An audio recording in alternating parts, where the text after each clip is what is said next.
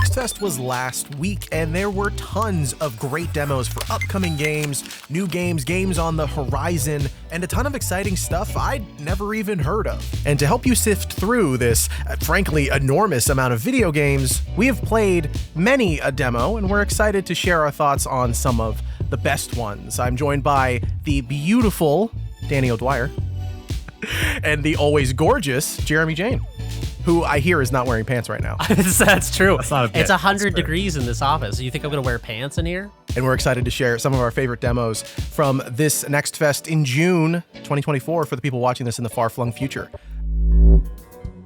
One of my favorites that I have been fighting to stop playing is Dungeons and Degenerate Gamblers. Now, if you haven't heard of this game, basically this is the blackjack version of Balatro. So instead of playing poker, you're just trying to get your score up to 21 or 20 or 22. And the game is modified by different cards that you find that you can add to your deck. So it's a standard straight of ace, 2, 3, 4, 5, 6, 7, 8, 9, 10, jack, queen, king for one suit, and that's what you play. And each suit has different abilities. So the spades give you shields, or diamonds gives you, I think, extra chips that you can use to buy stuff. So each one has like its own different reason to pick it. Some of them are harder, some of them are easier. And then you can add different cards to your deck. Sometimes they're literal cards, like a different suit or a different number. And some of them are like joke cards. There are Yu-Gi-Oh cards in this game. You can add like Dark Magician to your deck and it has a different effect, or a trap card. Or there's cards that are referencing other roguelike deck builders. So you can get stuff like something from Slay the Spire. But basically, you're fighting your way through a casino in different rooms. You start in the tavern, you work your way up, and there's different boss battles that happen at the end of each one with different rules, and it's so much fun. It's a more of a battle-focused card game because you're trying to take down each other's health. You have starting at I think 100, and your opponents have different ranges, and you do damage based on the difference between your scores. So if they have 18 and you have 20, they take 2. But if they bust, you deal 20 and they take the full damage. And that's sort of where the challenge comes in of do you want to keep hitting and potentially bust and take more damage, or do you want to stand and take a smaller amount? So there's some tactics involved in that. This one I could see being a problem for people who have a similar problem with Balatro. Hit me up for the Balatros Anonymous. BA, we're out here taking care of each other. My first one is a game called Caravan SandWitch, not Sandwich, SandWitch. Maybe you play as a witch. This demo actually cuts out the first opening bit of the game, so I actually don't know. To me, it's an exploring game. It's a 3D platformer, beautiful, colorful, kind of reminds me of games like Sable, I guess, in its art style to a certain degree, or even something like Tinykin Adventures where you're just going around collecting stuff and that's fun. You drive a caravan. I think it's your aunt's caravan. It's some old lady's caravan. You're driving it around. You've missions to do. There are towers to climb. There are pieces of electronics you have to find in the world. I think it was part of Wholesome Direct or something, and I think to me it just feels like one of these games that I just love being in the world. I'm happy for the unlocks to sort of patter along and keep me exploring this open world and seeing more of what they created. The dialogue's funny, and yeah, I really like the look of it, and I've really enjoyed the demo. And it's one of these games where I kind of knew within 5 minutes, I'm going to download and play this entire game. I've been really enjoying it.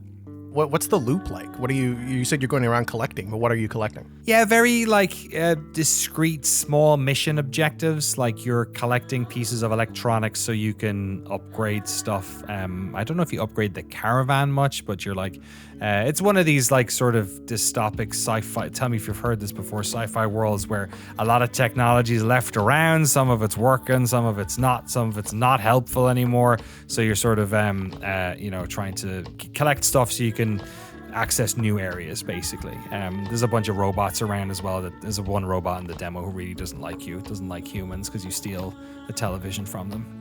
Yeah, this game is cute. It reminds me of if Sable was inspired by Mobius. I feel like this game it has kind of like a storybook, painterly something. It's very charming, almost like a kid's book aesthetic to it, but very refined and polished.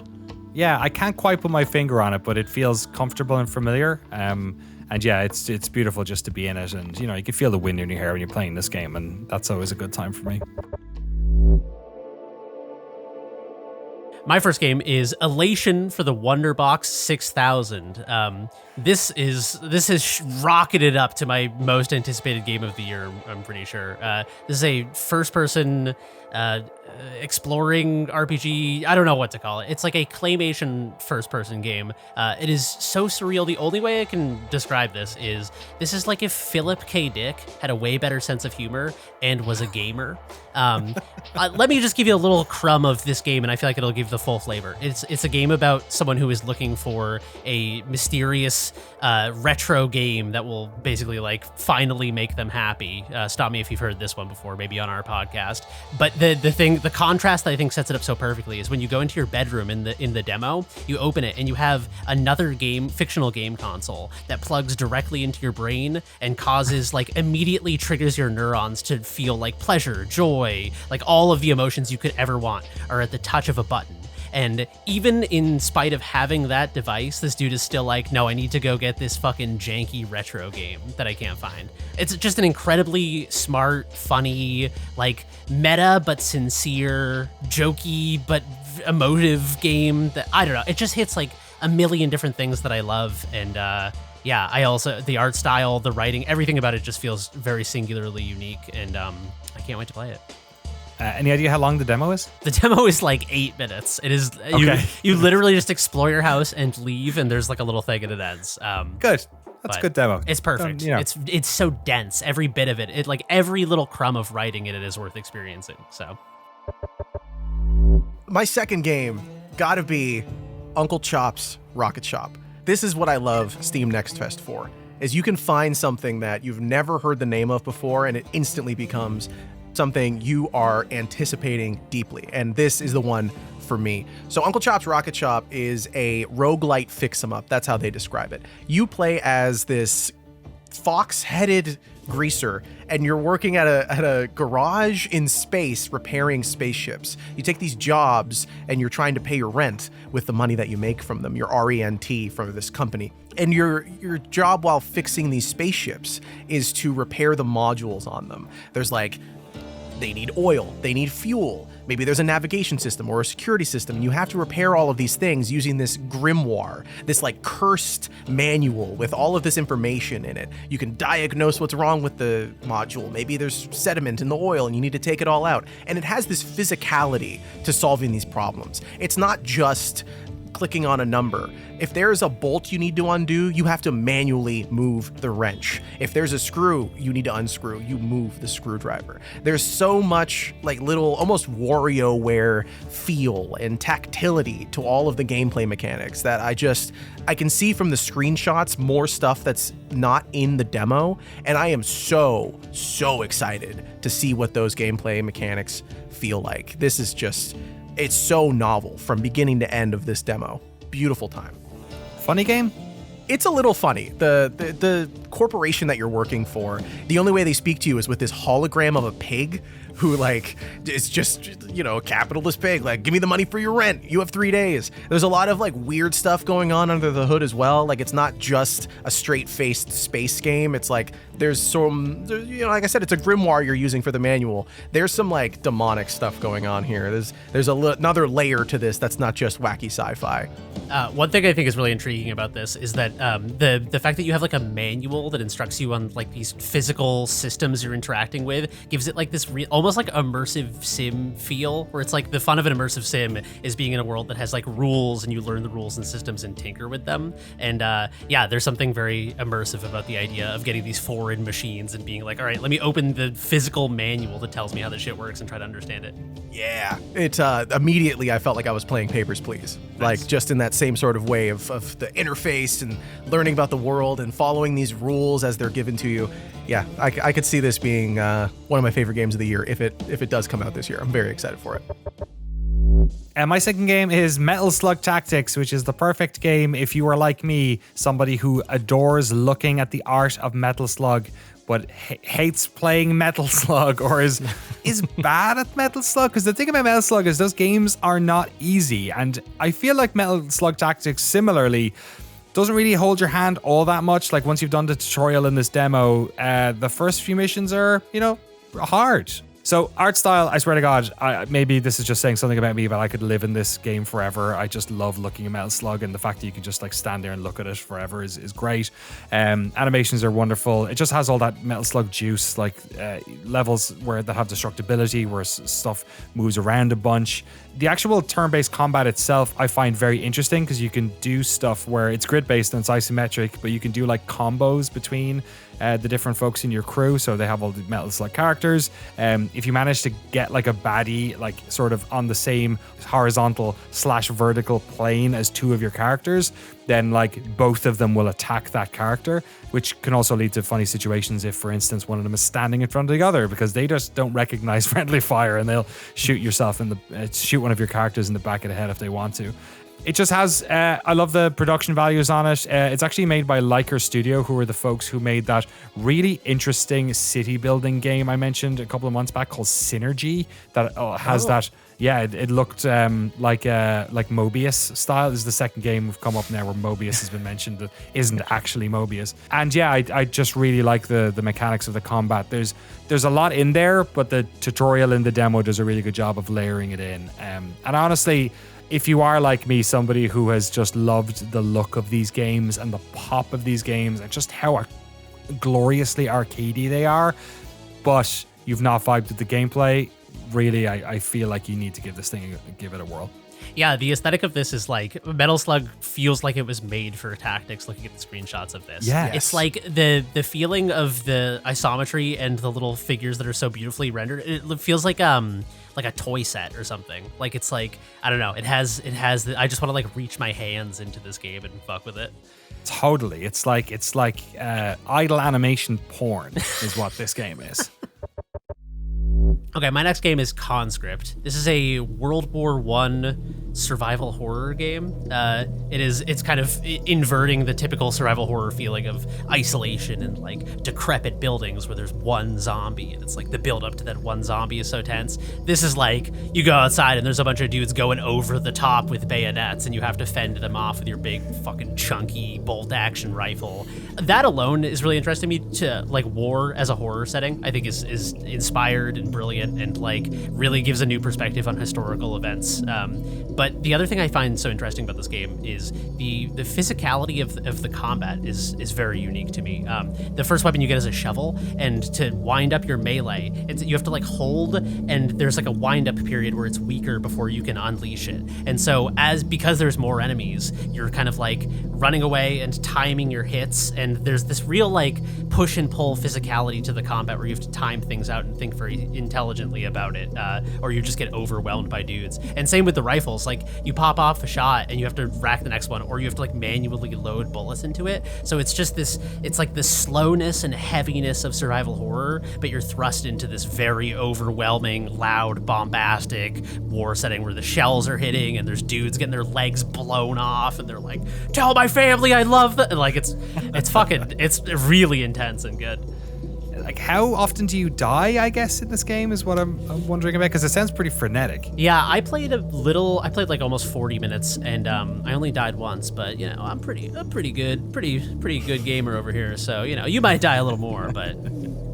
Dude, the visuals, I'm seeing a lot of these cutscenes, these, like, animated vignettes of a person holding a piece of paper, or like 3D model shots of someone sitting there that look very evocative. What's going on with that? Yeah, it has these so the style is kind of like top-down pixelated 3D. It kind of reminds me of Signalis during the gameplay, but yeah, it has these little story moments that are like brilliantly rendered, kind of like old school looking like still shots of rendered 3D characters with, you know, like writing a letter to your mom being like, "I'll take care of like Marcus, my brother in the war." Like I don't know, it feels like a war movie where they stripped out all of the like glorification of war, and it's just like writing a letter to your mom being like, "I hope I don't die," while there's like some Silent Hill visuals on screen. It's a very unique flavor. I really like it a lot. So my third one is one that I was not expecting to like as much as I did, but the demo for Flintlock, The Siege of Dawn is, wow, really fun. So this is presented like it's a Souls Light is how they call it. It's, you know, there's a checkbox for this genre. It has heavy movement and action. You respawn after you die and lose some resources. There's a healing flask. But the thing that makes this one stand out is the setting and the vibe of it all. So this is probably the only Souls-like I can think of that is genuinely fast. You are fast in this game. You don't just jump slightly quick, you like jump and you go. There's a double jump in this game. I can't think of another Souls-like or anything in the Souls genre that has a double jump. You go fast and you fight fast. There's dodges, you use a gun to like counter your enemies, so it's a bit like Bloodborne in that way. There's not a rally system, but there are different mechanics you can use, different weapons you have, and it's all based on sort of like 19th century France, Napoleonic era weapons. There's a specific siege that the game opens in. You're in the trenches of this war against, it looks like some sort of demonic monster horde. Very quickly it changes tone, where there's this fox creature called Enki who follows you around and helps you fight enemies and like is sort of your companion for the quest. And the world is just presented in this really beautiful way. Like the design of it is really cool. There's tons to see when you explore, but just from the taste that you get in this beginning of Flintlock is just, it's doing things that aren't like super groundbreaking. It's not doing things that gameplay-wise are groundbreaking or even thematically are groundbreaking, but it's doing it with a confidence and a level of polish that I was not expecting when I saw this on first reveal.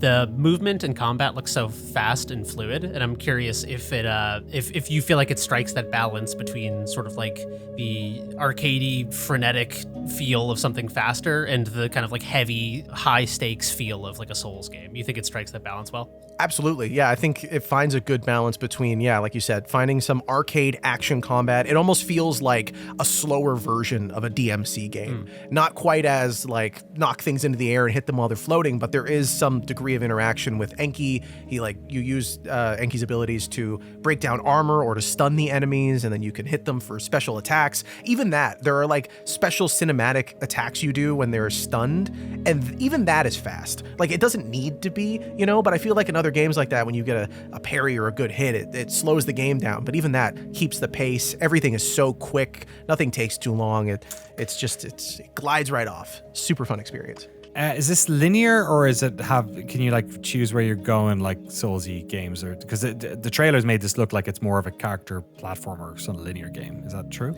Yeah, it's fairly linear. There are lots of opportunities to go back and see new things. There's abilities that you unlock over time that give you access to new stuff.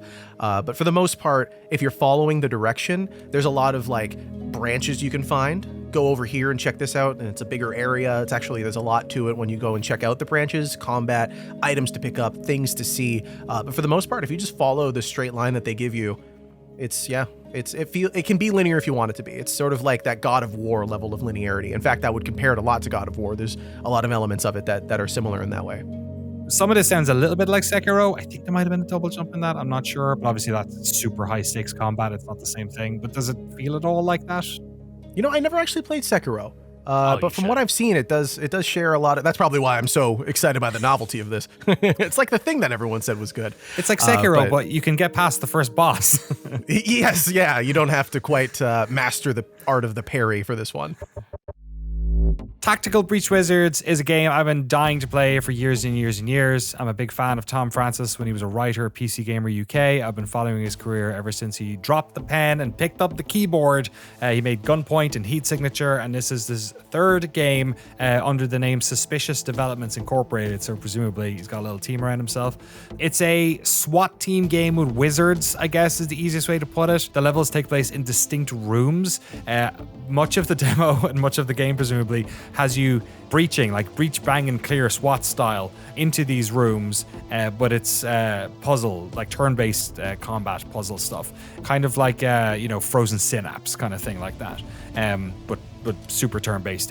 In fact, it's so turn-based that you can plot almost the entire level and use one of your main character's abilities to basically just like Control Z the whole way back and basically just try out different things and see what could have worked. The vibe of the game is really funny. It's like British police state mixed with wizards, I guess. You have a character that's a storm witch. You have a character that's a seer. He's the one who's able to look into the future. There is a necro medic that joins your team. Aside from the combat, which I find to be tricky and difficult and engaging. The puzzles of the combat, I should say, rather. Before you breach every door, they just have a little conversation, and all that writing's really good that I've enjoyed so far. You get to do some dialogue option stuff, very quippy. Unsurprising, perhaps, that somebody who was a writer before they were a game dev is good at writing for games. So yeah, big fan of Tactical Breach Wizards. I played the first bit of that. Don't know how long the demo is because I played the first like bunch of levels in it, and I was like, I'm definitely playing this again. I put it down. I believe it's coming out in late August this year. So check out the demo before the game comes out later this year. Yeah, I really liked the way that they codified something into this game that I do in tactics games anyway, which is like save scumming. I like save scumming being an integral part of it, because like when you play Divinity Original Sin 2 and you come up to this combat encounter, sometimes it's fun to just be like, what if I did this wacky madcap strategy and then load back and see. And it's kind of nice to feel like you're not save scumming, you're just engaging with the mechanic in the game and doing that same experimentation. And what it allows the developer to do is to push the player further. If they know that safety net's there all the time, then they don't need to have the easy way out of every level, which kind of always exists in a lot of these games where you're like, oh, I'm sick of this level, I just want to get through it, I'll just do the thing, I'll get hurt, but I'll get, health in the next room and I'll be okay. So it really forces the player to like actually think about what they're going to do, because you have that safety net there. So as part of that, I guess a lot of the characters, the powers that they have are kind of weird and idiosyncratic. So you have to like actually think about how this stuff will work. And in pure, Tom Francis video game form, there is always the option of punting somebody out of a window. In fact, that happens quite a lot in this game. So it's glad to see that at least he's retaining that in all of his games. The other game I want to highlight is the demo for Demonschool from Necrosoft. This is a kind of like Persona 2 inspired / looking tactics RPG. It's like an 80s movie. You've got kind of like the high school paranormal club feel, and kind of like all the quirk that goes along with that kind of like 80s movie feel. And which is, I feel like Persona is kind of that anyway. But the thing that really made this stand out for me, since those games are not really my cup of tea, I like them, but it's not like enough to get me on board. But the combat system in this game, I think, is unbelievable. In fact, it's kind of the reason I didn't play the entire 3 hours of the demo, which is a massive demo, is for a system like this that has so many things going on and so many gears turning and different abilities, and there's like the sidestep, but the sidestep doesn't take action points, but you got like so many things that are going on. I really want to play this game from the beginning and have the on-ramp where it's like, here's your one dude and his one ability, and then you slowly add the pieces. So that caveat is like, the demo might be a little overwhelming at first to get into, but once I started to get my hands on it and sort of get acquainted with all the different things you could do, this feels to me like a very original, unique take on tactics RPG combat, which is a genre that I play a lot of, and it's very rare that I play one where I'm like, holy shit, this is actually doing something that's pretty radically new and changes the feel of it quite significantly. So you're fighting demons, and at the end of every combat encounter that I did was you have to seal this like wall of magical energy at the end of the combat field. So there's this kind of like football or something where there's like the seal zones, they're like the end zones. So you're not only fighting to kill a sufficient number of demons, but you're also pushing towards this end zone so you can seal it to finish the combat. So it gives it a real interesting kind of directional feel to it. It's wild that we have 3 like turn-based tactical games in this. And we were only talking last week with the Dear Dwyer episode with Jake Solomon about how much people love these games. Yeah, it's super strange. Yeah. That was more of a comment than a question.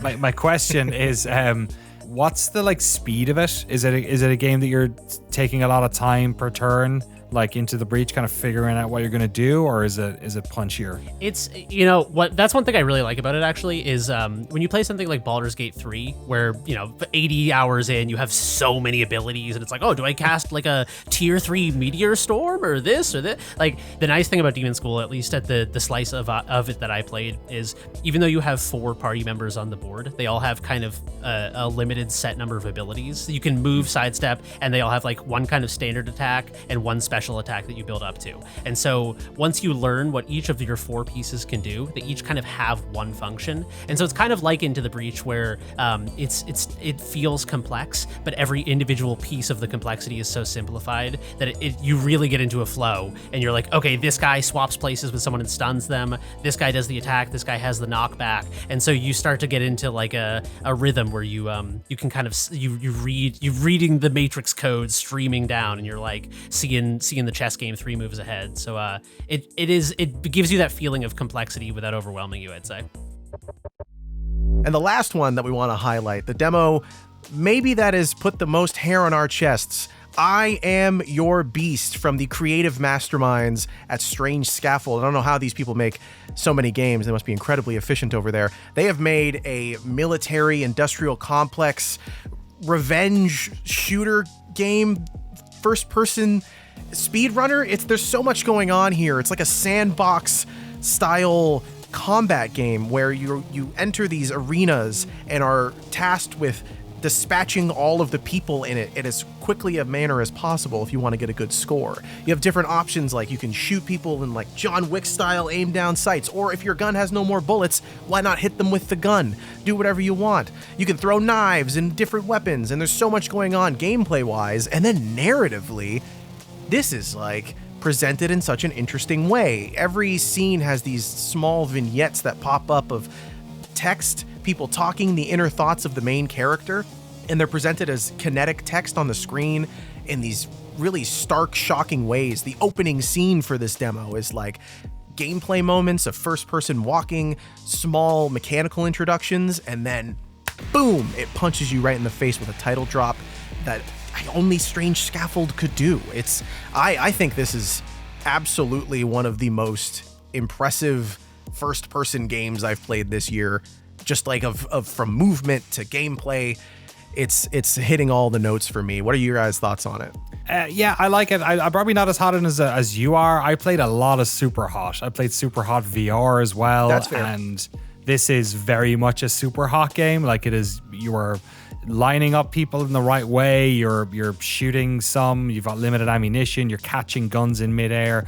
Obviously, this game doesn't have the you don't move, time doesn't move thing. So it's kind of more difficult maybe, or you've less time to think about it as a puzzle game, and it's more about the flow state. So almost more Neon White maybe, where you're replaying levels over and over again and sort of trying to nail the speed run the first time. You know what I mean? It's more about getting that run without having the safety net of being able to have it be slow, I guess.